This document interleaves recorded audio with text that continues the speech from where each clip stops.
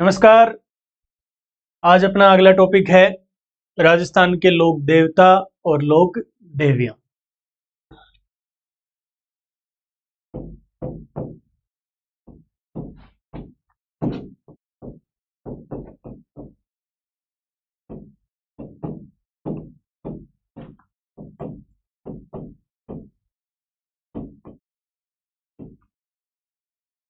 लोक देवता से अपना मतलब है जो लोग स्थानीय क्षेत्र में पूजे गए उन्हें लोक देवता कहा जाता है। इन्होंने ऐसे कार्य किए जो समाज के उत्थान के लिए उपयोगी थे, समाज की रक्षा की और धीरे धीरे इनकी पूजा होने लगी। इस वजह से इन्हें लोक देवता या फिर लोक देवियां कहा गया। और इनमें कुछ शब्द हैं जैसे नावा या फिर ठाला, तांती,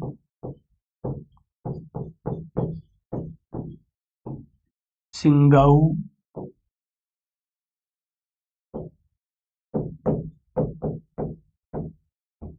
घाड़ाऊ,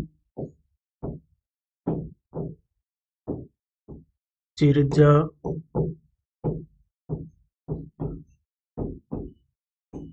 राउतरियां,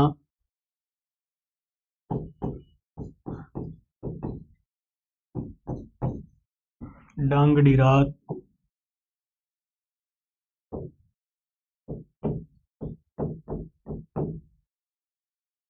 गिंगोज,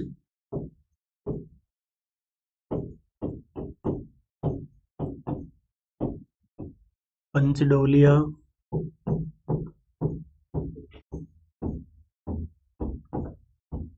तोरण द्वार,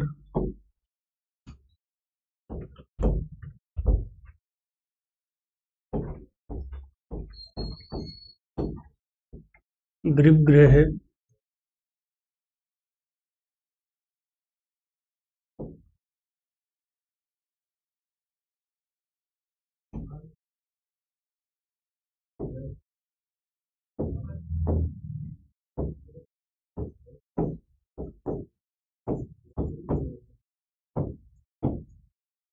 प्रदक्षिणापथ। ये कुछ शब्द हैं इनके बारे में।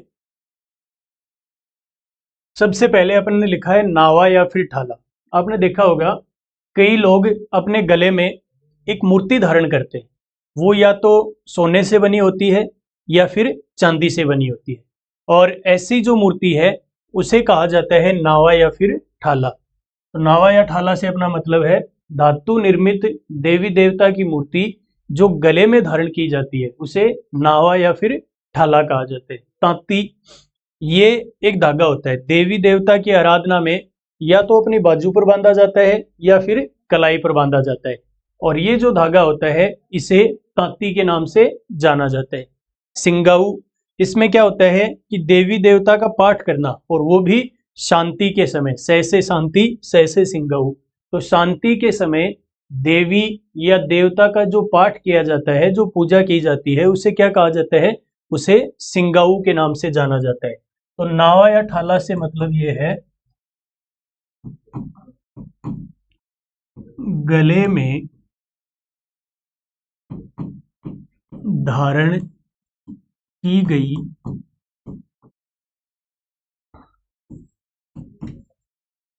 देवी देवता की धातु निर्मित मूर्ति। और ये मूर्ति क्या कहलाती है, नावा या फिर ठाला कहलाती है। तांती से मतलब है देवी देवता की आराधना में बाजू या फिर कलाई पर बांधा गया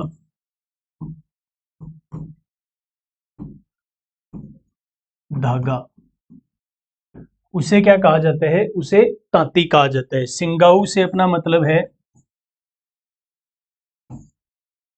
शांति के समय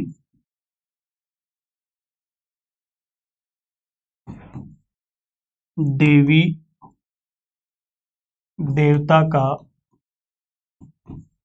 पाठ करना, यानी शांति के समय जो पूजा की जाती है उसे क्या कहा जाता है? उसे सिंगाऊ कहा जाता है।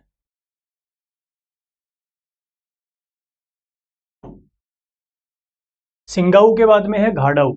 शांति का उल्टा है विपत्ति। विपत्ति के समय जो देवी देवता का पाठ करते हैं उसे घाड़ाऊ कहा जाता है। कई बार कह रहे ना, आप कह रहे हैं हे भगवान अब काला बचा ले, मैं ये नंबर ही काट दूंगा, कदे ही जो डायल कौन करूंगा। तो ये क्या कहा जाता है? इसे घाड़ाऊ कहा जाता है।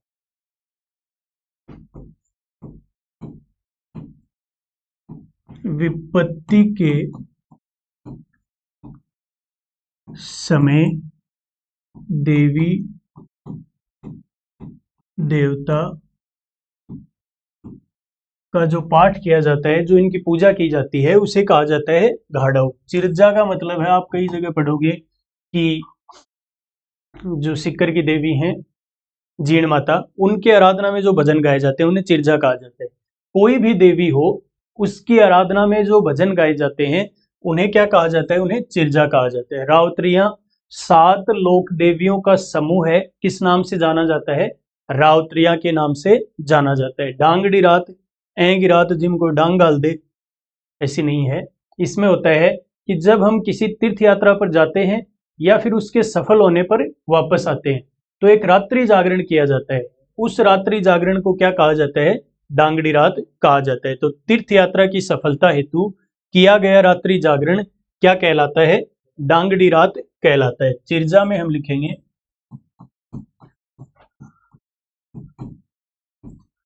लोक देवी के भजन, और ये भजन क्या कहलाते हैं? ये चिरजा कहलाते हैं। रावत्रियां इसमें लिखेंगे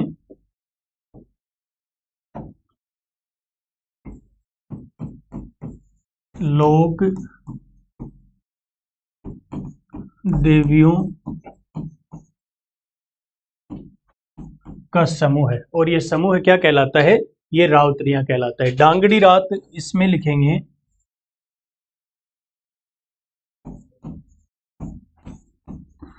तीर्थ यात्रा की सफलता हेतु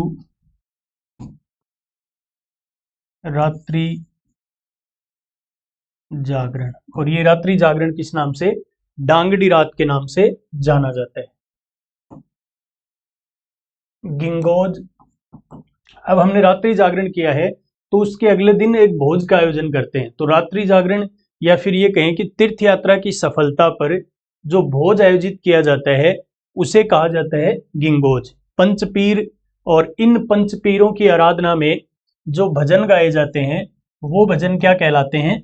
पंचडोलिया कहलाते हैं। तोरण द्वार, ये तोरण वो कोने है, इसका मतलब है जब हम किसी मंदिर में प्रवेश करते हैं तो उसका जो मुख्य द्वार होता है उसे क्या कहा जाता है? तोरण द्वार। मंदिर का मुख्य प्रवेश द्वार तोरण द्वार कहलाता है। पंचपीरों के भजन पंचडोलिया कहलाते हैं, और तीर्थ यात्रा की सफलता पर किया गया भोज क्या कहलाता है? वो गिंगोज कहलाता है। तो इसमें लिखेंगे तीर्थ यात्रा की सफलता पर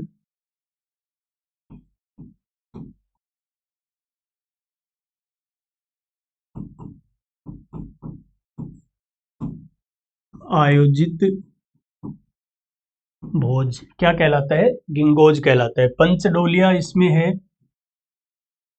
पंच पीरों के भजन, ये कहलाते हैं पंचडोलिया। तोरण द्वार इसमें लिखेंगे मंदिर का मुख्य प्रवेश द्वार, और ये कहलाता है तोरण द्वार। उसके बाद में है गर्भगृह। ये वो स्थान होता है मंदिर का जहां मुख्य देवी देवता की मूर्ति स्थापित होती है, उसे क्या कहा जाता है? गर्भगृह कहा जाता है। फिर है प्रदक्षिणा पथ, यानी मंदिर के चारों ओर जो परिक्रमा लगाने का रास्ता होता है उसे क्या कहा जाता है? प्रदक्षिणा पथ कहा जाता है। गर्भगृह में मंदिर का वह स्थान जहां मुख्य देवता की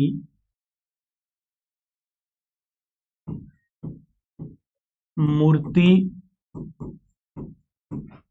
स्थापित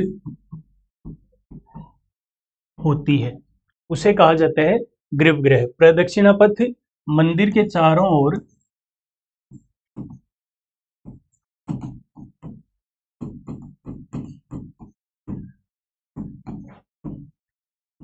परिक्रमा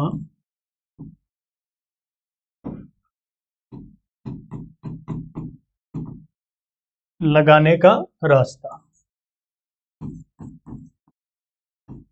उसे कहा जाता है प्रदक्षिणा पथ। अब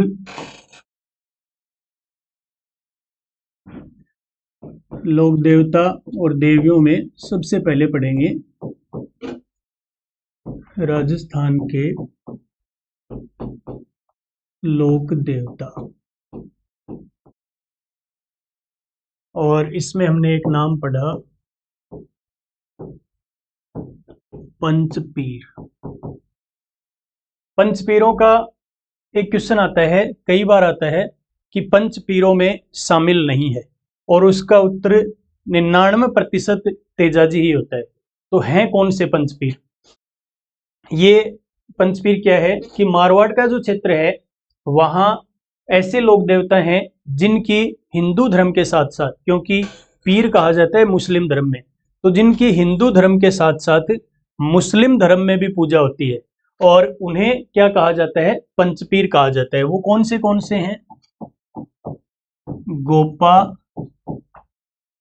राम है, मतलब गो से हैं गोगा जी, पा से है पाबू जी,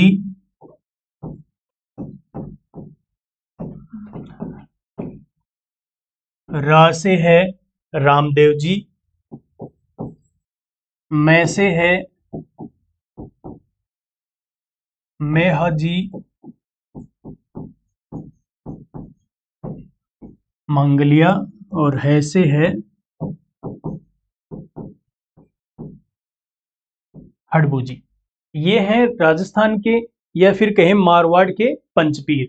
इनमें एक क्वेश्चन तो ये है कि पंचपीरों में शामिल नहीं है, तो उसका उत्तर तो लगभग तेजाजी होता है, उसमें तेजाजी दिया जाता है। तेजाजी नागौर से संबंधित हैं और इस क्षेत्र को मारवाड़ में माना जाता है, इसलिए हम सोचते हैं कि तेजाजी तो पंचपीर है। दूसरा इसमें कि एक पाबूजी का क्वेश्चन बार बार पूछा जाता है, यही क्वेश्चन या तो ऊंटों का देवता किसे कहा जाता है, या फिर हिंदू धर्म में लक्ष्मण का अवतार किसे माना जाता है। रामदेव जी लोक देवताओं में इनका जो गीत है वो सबसे लंबा माना जाता है, और जो पंचपीर हैं उनमें इनका स्थान सबसे प्रमुख माना जाता है। मेहाजी मांगलिया का क्वेश्चन ये है कि इनका जो पुजारी है उसकी वंश वृद्धि नहीं होती है, और हड़बू जी का क्वेश्चन एक ये बनता है कि इनके मंदिर में मूर्ति के स्थान पर बैलगाड़ी की पूजा की जाती है।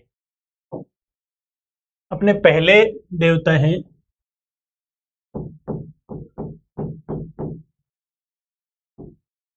गोगा जी। इसमें एक तो पढ़ेंगे इनका जन्म, इनके पिता, इनकी माता, इनका वंश।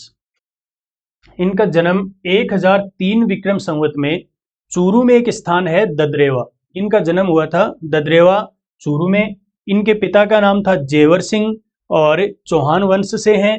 इनकी माता का नाम था बाछाल देवी या बाछल दे, इनकी माता का नाम था। वंश पिता चौहान है तो पुत्र का वंश भी क्या है? चौहान ही है। इनका जन्म विक्रम संवत 1003 कहाँ हुआ? ददरेवा चूरू। गोगा जी का जन्म विक्रम संवत 1003 में कहाँ हुआ था? ददरेवा में हुआ था, और ददरेवा कौन से जिले में है? चूरू जिले में स्थित है। इनके पिता का नाम क्या है? जेवर सिंह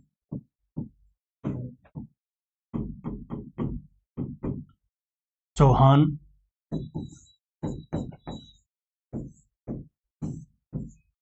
इनकी माता का नाम था बाछलदे और इनका वंश कौन सा है? इनका वंश है चौहान वंश।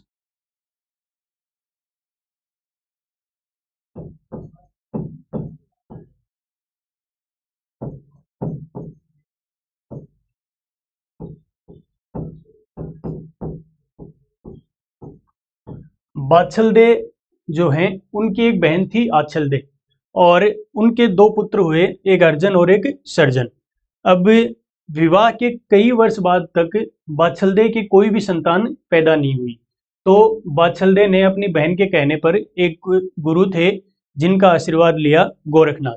गोरखनाथ के आशीर्वाद से पैदा हुए कौन? गोगा जी। तो इनके गुरु का नाम क्या है? गोरखनाथ है। इनकी पत्नी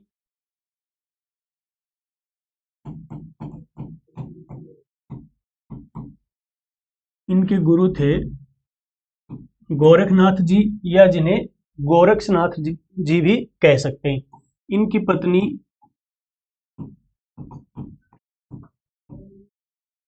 सूर्यल। सूर्यल का संबंध है यूपी से। इनकी पत्नी का नाम क्या था? सूर्यल था, जिनका संबंध कहाँ से है? यूपी से है। तो अपन टेंशन लेने की जरूरी को नहीं है, देवता होगी यूपी गए तो बिहार तो कोई बड़ी बात को नहीं है। पत्नी है सूर्यल, जिनका संबंध है यूपी से। इनकी जो सवारी है वो है नीली घोड़ी या फिर नीला घोड़ा। कई किताब में आपको नीली घोड़ी मिलेगी, कई जगह नीला घोड़ा मिलेगा, लेकिन एग्जाम में ऐसा कोई ऑप्शन नहीं आता है कि गोगा जी की सवारी क्या थी। ऑप्शन ए नीली घोड़ी, ऑप्शन बी नीला घोड़ा। तो इतना करना कोई गुंजा गया हो कि गोगा जी को घोड़ी या घोड़ो भी देखा हुआ है। इनकी सवारी है नीली घोड़ी या फिर नीला घोड़ा है। इनकी पत्नी का नाम सूर्यल है और सूर्यल का संबंध कहाँ से है? यूपी से है। इनके गुरु कौन थे? गोरखनाथ थे।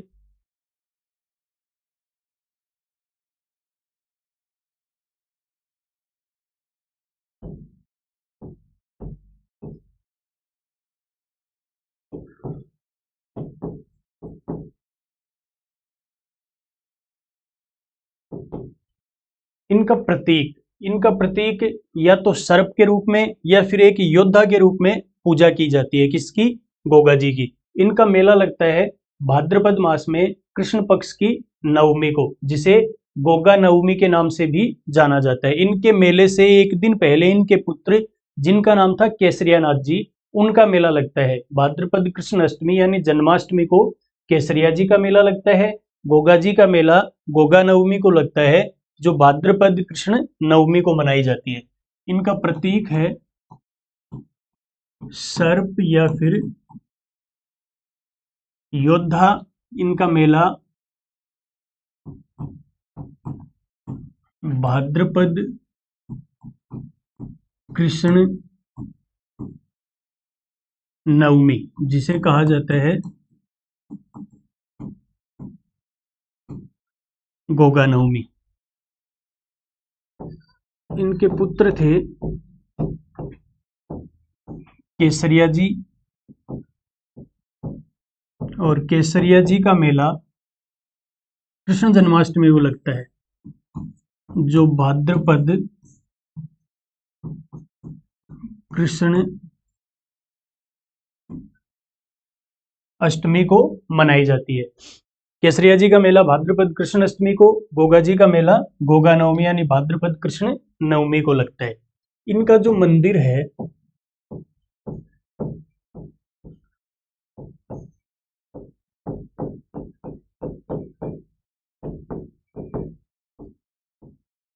गोगामेडी के नाम से प्रमुख मंदिर जाना जाता है, और गोगामेडी है नौहर तहसील, कौन से जिले में? हनुमानगढ़ में। इस मंदिर का निर्माण करवाया था फिरोज शाह तुगलक ने, यानी मुस्लिमों द्वारा निर्मित है।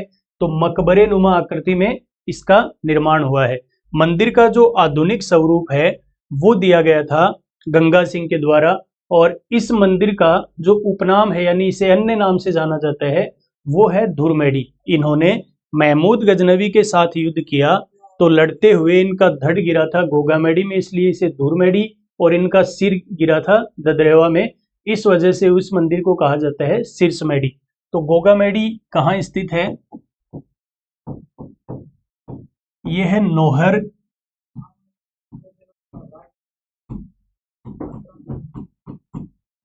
और नौहर कहाँ है? हनुमानगढ़ में स्थित है। निर्माण, इसका निर्माता था फिरोज शाह तुगलक। इसकी आकृति है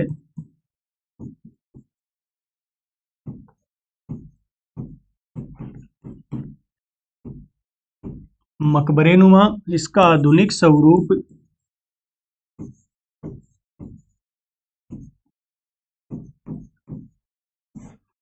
ये दिया था गंगा सिंह ने,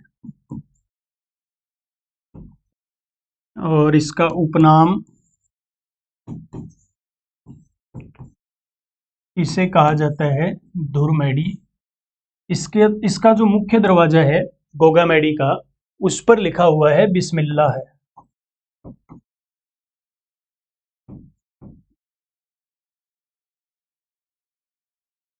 मुख्य दरवाजे पर क्या लिखा हुआ है? बिस्मिल्लाह लिखा हुआ है। गोगामेडी के बाद में इनका दूसरा मंदिर है, जिसे क्या कहा जाता है? सिरसमेडी कहा जाता है। और इनका तीसरा मंदिर है गोगाजी की ओल्डी। ओल्डी से अपना मतलब है इनकी झोपड़ी। दूसरा मंदिर सिरसमेडी, तो यहाँ इनका सिर गिरा था, इस वजह से इसे सिरसमेडी कहा जाता है। ये वहीं स्थित है जहां इनका जन्म हुआ। कहां पर? ददरेवा चूरू। गोगा जी की ओल्डी स्थित है एक स्थान जिसका नाम है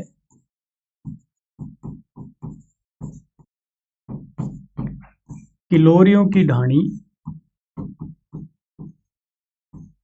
और ये कहाँ स्थित है? जालोर में। इनका गोगा जी की ओल्डी यानी गोगा जी की झोपड़ी नामक जो मंदिर है वो है किलोरियों की ढाणी। वो कहाँ स्थित है? जालोर में। इनके कुछ उपनाम, जब इनका विवाह हो रहा था, एक तो सुरियल, दूसरी पाबूजी राठौड़ जो हैं उनकी भतीजी थी केलमदे। दूसरी पत्नी का नाम है केलमदे।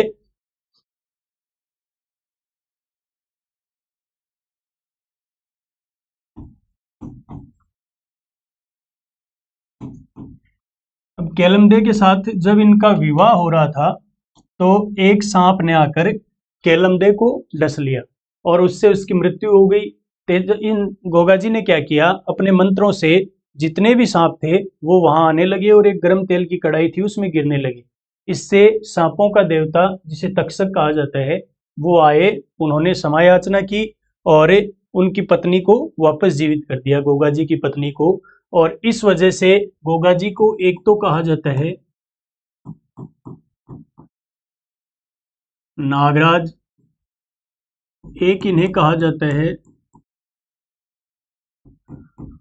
गोगा बप्पा या फिर गोगा पीर,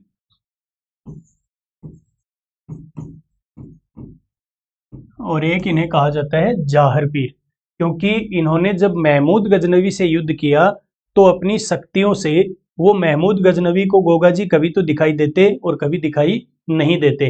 तो महमूद गजनवी ने कहा कि ये कोई साधारण व्यक्ति नहीं है, ये एक जिंदा पीर है यानी साक्षात देवता है, और इस वजह से इसे क्या कहा? जाहर पीर। तो जाहर पीर का अर्थ है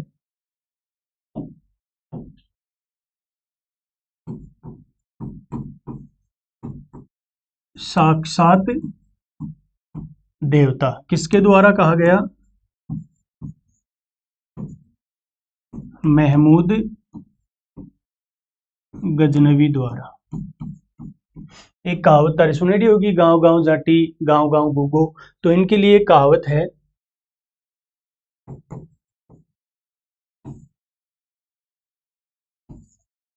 गांव गांव जाटी मतलब खेजड़ी।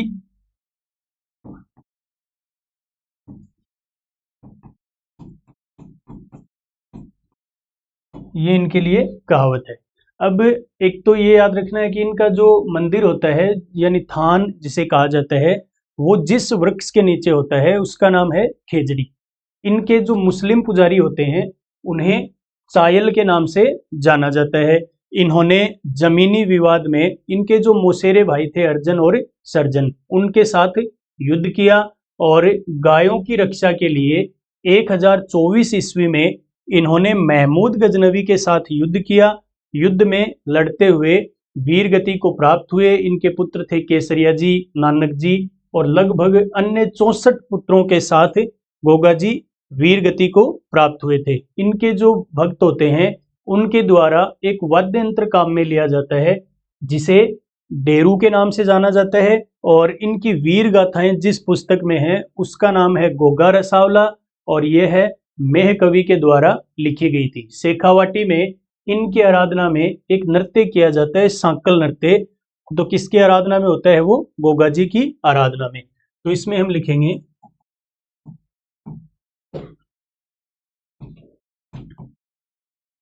इनका थान खेजड़ी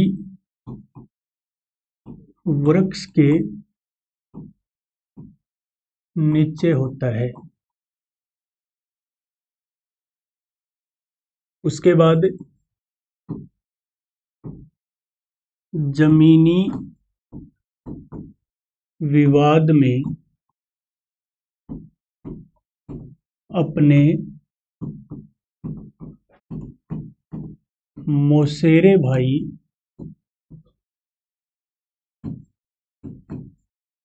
अर्जन व सर्जन के साथ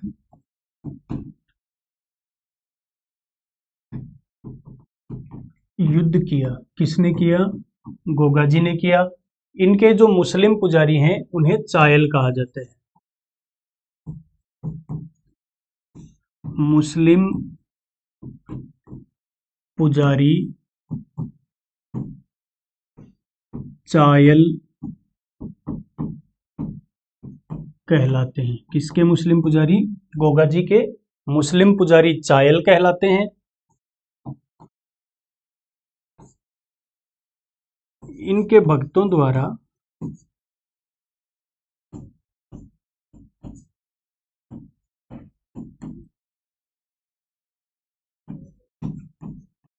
डेरू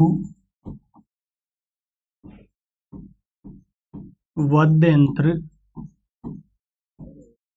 का प्रयोग किया जाता है। इसके भक्तों द्वारा? गोगा जी के भक्तों द्वारा। इनके जो चमत्कारिक गाथाएं हैं उनसे संबंधित जो पुस्तक है वो है गोगा रसावला। किसने लिखी थी? मेह कवि के द्वारा लिखी गई थी। तो इसमें हम लिखेंगे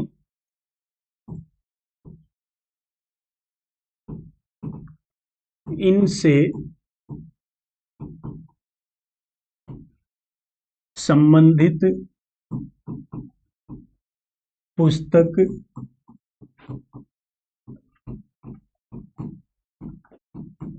गोगा रसावला है जो मेह कवि ने लिखी। गोगा जी से संबंधित पुस्तक गोगा रसावला है जो किसके द्वारा लिखी गई थी? मेह कवि के द्वारा लिखी गई थी।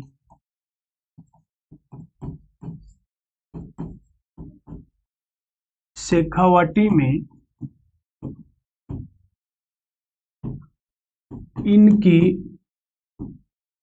आराधना में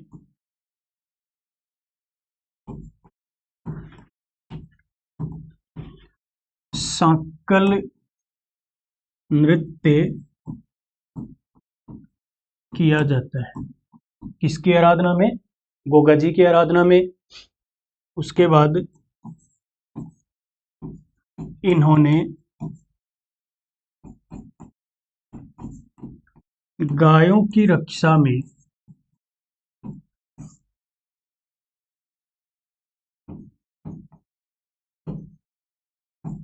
महमूद गजनवी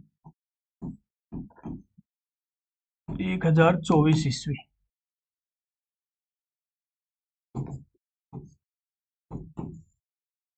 के साथ युद्ध किया। ये क्वेश्चन बार बार पूछा गया है कि राजस्थान का वह लोक देवता जिसने महमूद गजनवी के साथ युद्ध किया, तो वो लोक देवता कौन है? वो हैं गोगा जी। कब किया था? 1024 ईस्वी में इन्होंने ये युद्ध किया था। तो ये अपने पहले लोक देवता थे गोगा जी।